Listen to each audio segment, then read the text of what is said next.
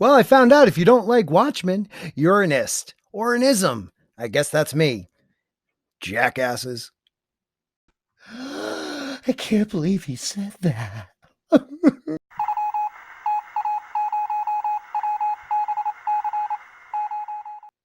Hey, welcome to Sporking News Podcast. This is Scott, and this is my review for Watchmen Season 8, A God Walks in, or sorry, Episode 8, A God Walks into a Bar.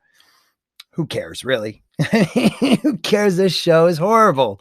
Okay. And people are mad at me for that. But sorry, I don't like this show. I tried. I've watched 8 episodes. I've given it a chance. But before we get into it, please hit the subscribe button, ding the bell if you like what you hear here. Yeah, I said here. I talk sci-fi and fantasy, and I do reviews, I do news, I do breakdowns, and this is a review and a rant, I guess. I got a lot of reaction from a reaction video I did this morning about this show saying it sucks. And I was told that I didn't like it because of people were black in it. That is absolutely not the truth. Okay.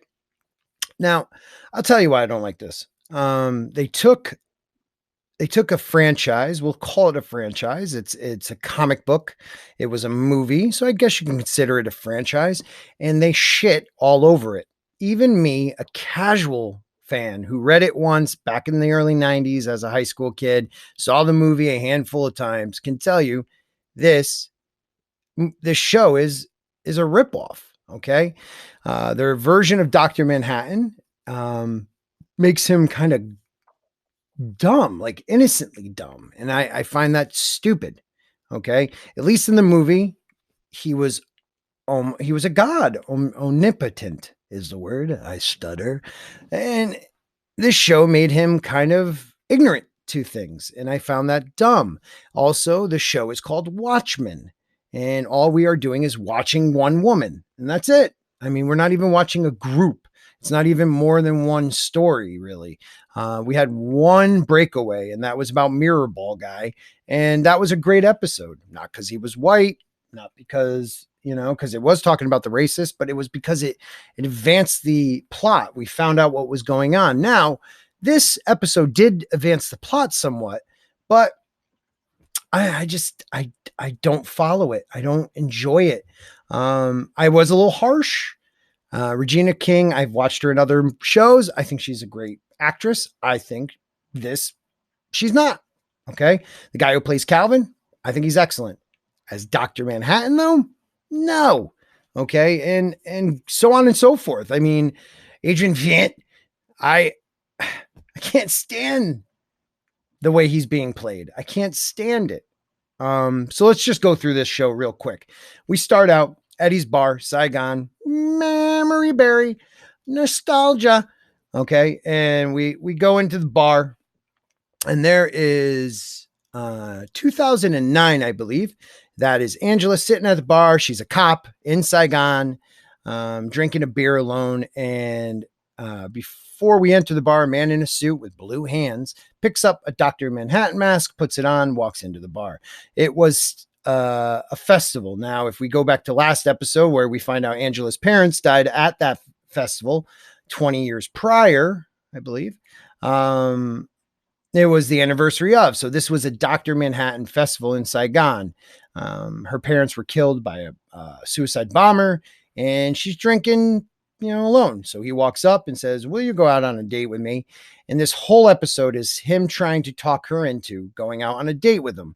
Now, he tries to explain to her, and he does a decent job explaining to the audience how he perceives time, because Dr. Manhattan perceives everything all at once from start to finish his existence.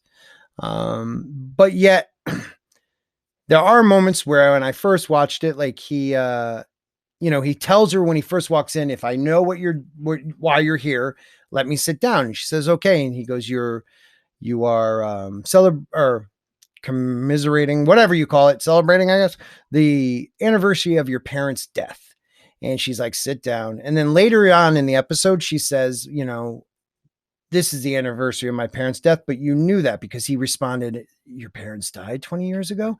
And he said, "Well, you just told this to me for the first time." So even though he experiences it all at once, he does respond when it's the first time he hears it. I understand where they're going with that. But there are many parts where okay, let's just go through it. I'm sorry. So he's explaining to her, I'm Dr. Manhattan. She's not believing him. Where have you been? You've been up on Mars and you just come down. No, I haven't been on Mars. It's been like a program that I recorded to do certain things on Mars so people on Earth see him there. He's been on Europa. We kind of called this. He was creating life there. So he created like a dome structure that you can't see, I guess, from the outside, but he created an atmosphere. He created a primordial lake. He created orgasms. Whoa! And later on, maybe organisms. He created the first man and woman. Now we find out that those are the babies that Adrian Viet gets out of the lake and turns into his servants. Okay, so those are the first man and woman. So we go on and he's telling her all about creating life, this and that. And we go back to the bar and we're in and out of the bar. You know, he's talking about 6 months from that, or no, she's like, well, you're blue, this and that. I'm not going to follow this that well, cause I'm really just, this episode sucked. But they keep jumping. So I'm not going to probably do it in order, but we jump from, she's talking about, well, you're going to be blue tomorrow. How are we going to go on a date with a blue guy? And he says, well, in 2 weeks, you come up with an elegant idea. Okay. What is that idea? So she thought of it, not him, of course. They find a dead body at the morgue. The dead body turns out to be Calvin. He has no next of kin, no nobody, and he's going to be cremated. So Dr. Manhattan takes his form. She loves it. They talk about another part. They talk about a fight, one of the first fights they have, and it's over him living in different, moments of his life. He flashes back to when his father left Germany with him because his mom left to his father for an SS officer. The Nazis were revving up. The dad took him to England, then to America. And in England, lo and behold, he's at a manor. That manor is the one that's on Europa now, but the manor, the man and the woman that own it, that are giving people sanctuary, he catches them as a little boy having sex. So they pull him aside. They give him a Bible. So that's where he learns about Genesis. The man and the woman, go figure, are the Adam and Eve, the servants on Europa. And then, they talk about, in that argument they have, they talk about, I can't handle this because you're always, he knows everything, and what's the enjoyment of that? Well, he goes to Adrian Viet and they have gold time talking about, how mankind still loves their nuclear weapons. And we see Adrian dropping the little baby squids all over the world to keep that, peace. And they talk about how 20 years prior, in a certain amount of days, a certain amount of hours, they're discussing Adrian trying to kill him. Well, I guess that was plan B, because plan A is this little tachyon ring with a ball in the center. That is tachyon, I guess, that he can't perceive that. He can't see that. He can't. That's one blind spot he has, is something with tachyon radiation on it, I guess. Again, I don't remember that prior to this, but it has to be put into his brain. And that's why Calvin didn't remember himself being Dr. Manhattan, because it causes amnesia. And that's what they wanted. 10 years, I guess he told her, of, him not being Dr. Manhattan, him not being pulled away from her, him not knowing everything. So that's what they got. So this is flashing back and forth from the bar to different times in their lives together, his life, just explaining how they got together and why Dr. Manhattan is the way he is. Now, what bothers me most, and I guess people didn't get that, is why I don't like this episode. So you're telling me he perceives time all at the same time. He's with Blake, Agent Blake, or Silk Spectre 2. He's breaking up with her, and he broke up with her because he doesn't perceive feelings anymore. He doesn't perceive love. He doesn't perceive human emotion anymore. He's risen above that. That's one of the reasons he leaves mankind, because he's risen above them. But yet he comes back for Angela, and it's not because she's black. I don't like this. It's not because it's Regina King, because she's kind of fine. No, it's because it's a stupid storyline. You had to find a way to make Dr. Manhattan neutralize somehow in this show, because he would have perceived everything that's happening. But yet you still make him a moron, because now we're just going to jump to the end, because this episode sucked. At the end, we go back to where she just woke him up out of the tunnel, baby. All right. And he's walking around, he zooms upstairs. He flashes to the pool. He's walking on water. The kids are freaking out. He flashes the kids to her grandfather. Why to my grandfather? Well, he knew this moment was going to happen, that the 7th Cavalry was going to come and get him.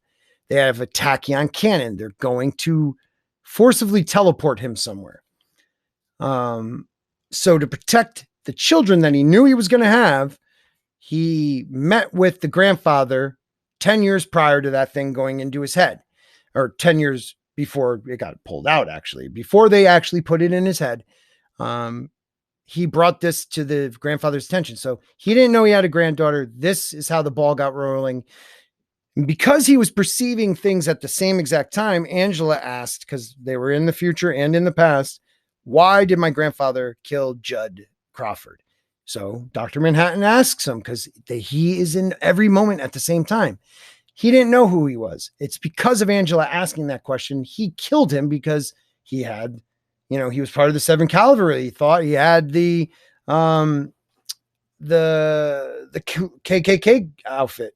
So it's because of her. It's her fault. She started everything. It's her fault. Even though they say it's not, it's her fault.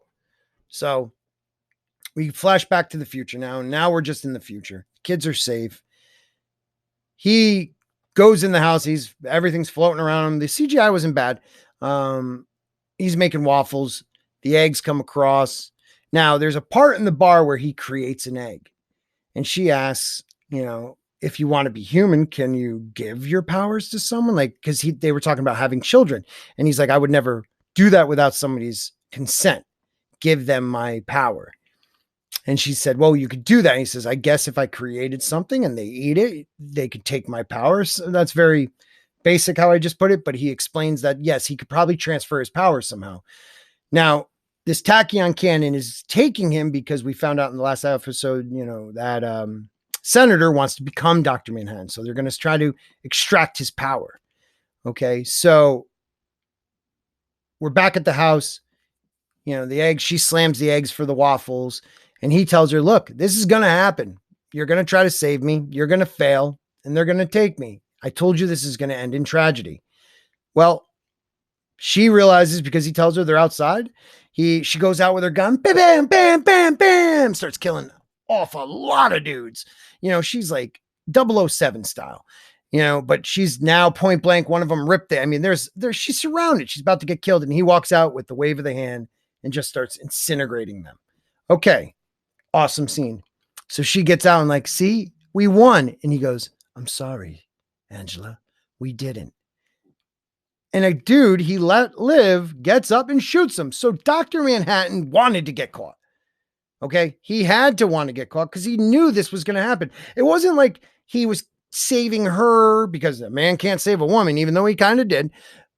No, he was just standing there while the guy was behind him walking up and shoots him. Not anything. It should have been like he decided not to save himself and saved her. No, he just let it happen. And that's idiotic. Dr. Manhattan, why? We better find out next week, or that's why this episode super, super duper would suck. I mean, it sucks as is. This show shouldn't be called Watchmen. I believe it should be called, Angela Woman, something like that. And maybe I would have liked it. But because they took it from Watchmen and they're just shitting all over the canon, why the hell would I want to watch this? So I got to. Last episode. I'm going to watch it next week for you people. But Just because someone does not like a show does not, and I think it's fucked up you call somebody a racist. Okay. Oh, shoot. Now I said the R word. So thanks a lot, algorithm. And thank you, people. I don't care who you are. I don't care who you love. I don't care anything about that. If you're good to other people, that's great. Just because I hate a show doesn't make me an effed up person. God, man, that is just a rude and insensitive and ignorant thing to say to somebody. And that's the issue with this other side. They call us the wrong people, but because I don't agree with you, you SJW wusses attack me with isms and ists because you have nothing better to come at me with. At least there was one guy a couple videos back ripped me apart because I didn't know the canon. I mean, he had, a page. And you know what? He was right. You guys, though, you're wrong. You don't know me as a person. You don't know me as a man. So, maybe you're the ism. Maybe you're the ist. No matter what color you are, you could be it. Yeah, I said it. If you think I am, I could say it. You are. Huh. Thanks for stopping by. If you liked the video, please hit like. I'm guessing I'm going to get a lot of dislikes on this one, just like my last video. And if you made it this far, though, I do appreciate it. Like me or hate me. I appreciate you watching. Okay? Let's get a dialogue going. Instead of calling me names, let's get a dialogue going. So, just like I end every video, if they start calling you names, they've lost the war.